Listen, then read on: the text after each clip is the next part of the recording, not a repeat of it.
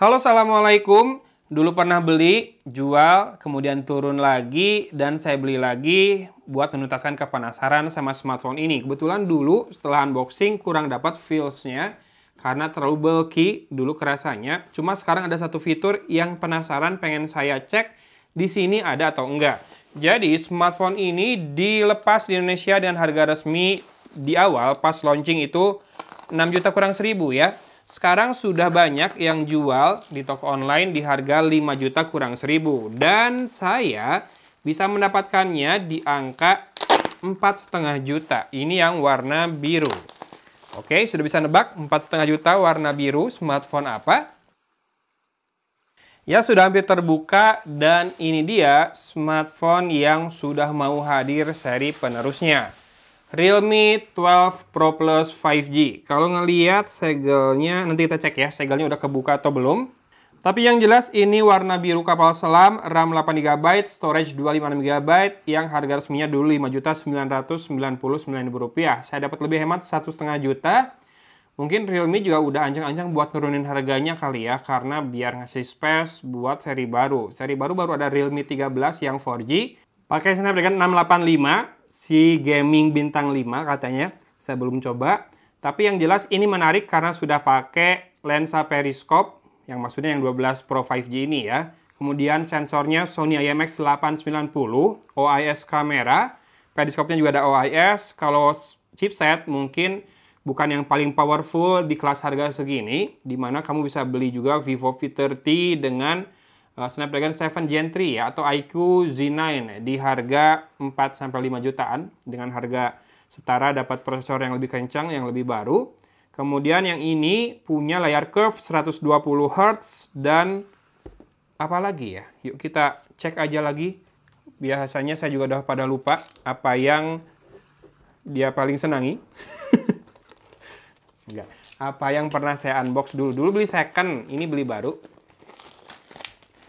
Ntar saya pengen ngecek si segel ini.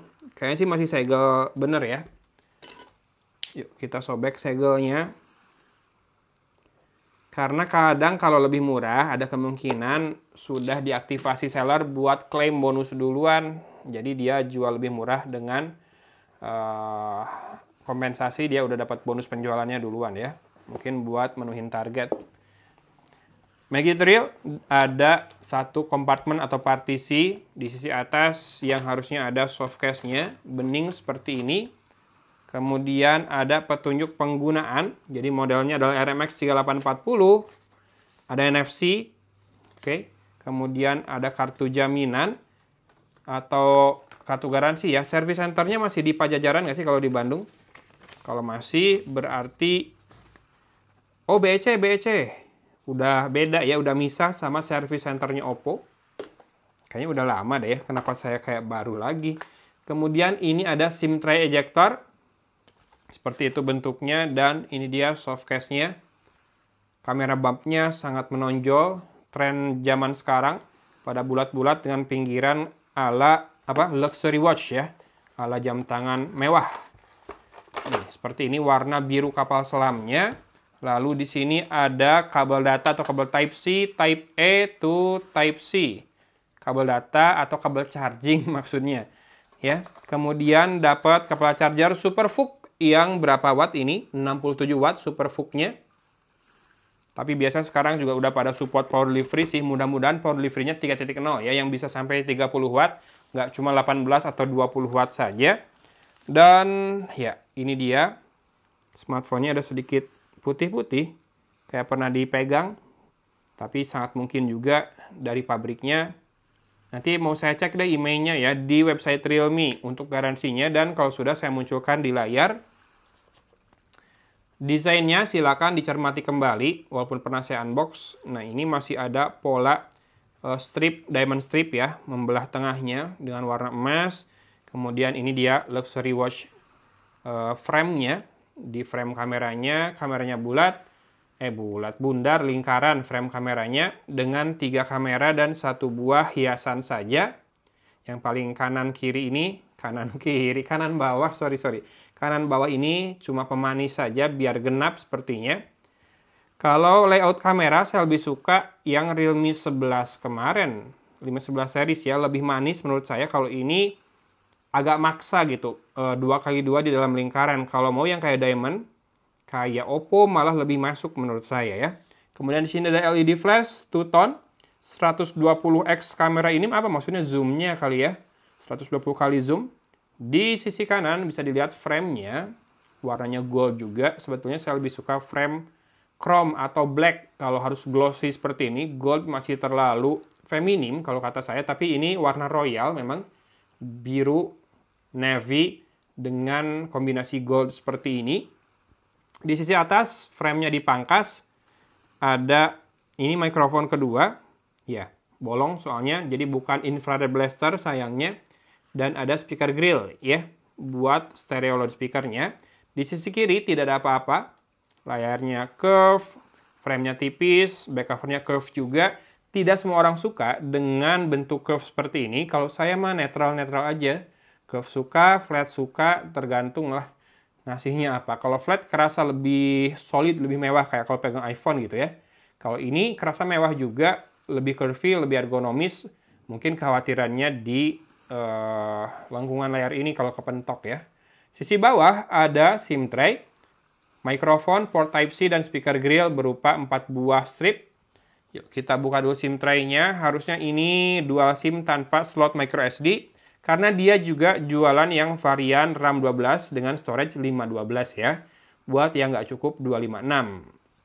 Saya akan nyalakan dulu. Sisi depan layarnya sudah terpasang anti gores. Sudah pakai punch hole dan layarnya AMOLED 120 Hz. Nanti kita bahas apakah ada always on display yang beneran real. Dan juga apakah dia punya sistem cloner seperti di smartphone saya saat ini. Saat ini maksudnya ya yang saya review ya. A few moments later. Ya, sudah saya cek emailnya. Belum aktif garansinya ya, mantap. Jadi harga lebih murah tapi tetap fresh. Dan ini dia smartphone saya saat ini yang sedang saya review. Yang kemarin saya unbox adalah OnePlus 10 Pro 5G. Apa yang mau saya cek yang ada di sini, haruskah ada di Realme 12 Pro Plus juga, itu fitur sistem cloner. Sistem cloner ini bukan app cloner, bukan phone clone juga, tapi kayak second space ya, cuma dia paralel jalan. Jadi kayak gini nih, kalau saya scan jempol saya, dia masuk ke main space ya, space utama saya. Kalau saya scan dengan jari yang lain atau saya masukin kode yang lain atau ada menu buat pindah space, dia akan pindah ke space kedua yang tentu saja isinya sangat berbeda dengan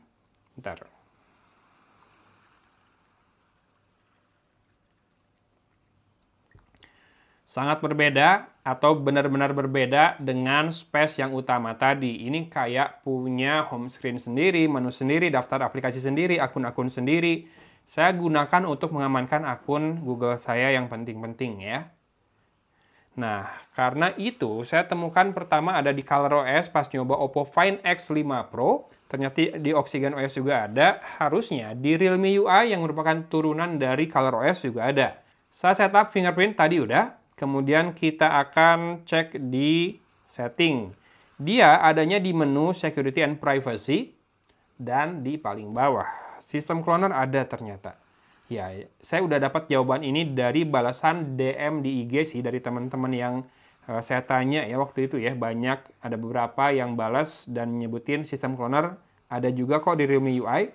Tapi mungkin Realme UI seri-seri number series atau GT series ya. Karena Realme C series kan ada yang pakai UI yang Android T atau yang hampir stok gitu ya. Ternyata ada, jadi saya senang. Kalaupun nanti saya jual-jual kembali OnePlus saya, ada kemungkinan Realme ini saya mau pertahanin dulu karena secara kebutuhan terakomodir. Saya bukan yang harus pakai chipset paling kencang di harganya, karena kalau mau itu saya nggak akan jual Poco F6 saya kemarin. Tapi fiturnya saya pengen lengkap, security ada, kemudian kamera juga bisa diandalkan, dan buat game juga masih lancar ya, nggak lambat-lambat banget. 5G, kemudian kalau bisa Snapdragon, dan buat PUBG ya kalau bisa sih dapat smooth extreme ya, biar enak mainnya. Kemudian yang menarik dibahas tentu kameranya karena punya Periscope zoom. Optical zoom-nya pakai periskop, jadi dipantulin dengan beberapa cermin. Itu biar nggak terlalu tebal si lensanya, mekanisme buat zoom-nya, tapi dia bisa zoom yang jauh ya. 3 kali ini, yang periskopnya kayaknya yang 6 kali ini ada proses in-sensor zoom atau cropping ya, lossless zoom. Untuk ultrawide-nya dia ada di 0,6 kali, 1 kali dan 2 kali ini digital di main atau di wide lens. Kemudian untuk video, saya mau cek resolusinya paling bisa 4K tapi 30 fps saja. Full HD bisa 60 fps dan kalau kamera depan, ya ini kayak standar BBK kecuali Vivo ya. Kebanyakan smartphone BBK dari Oppo, OnePlus, Realme yang powerful pun prosesornya, itu kamera depannya cuma bisa Full HD 30 fps. Nah, kalau kamera belakang ini ada Ultra Steady di Full HD 60 fps juga. Lalu ada mode Night, Street, ya ada mode Portrait juga. Dan Beautification, alhamdulillah nggak otomatis menyala.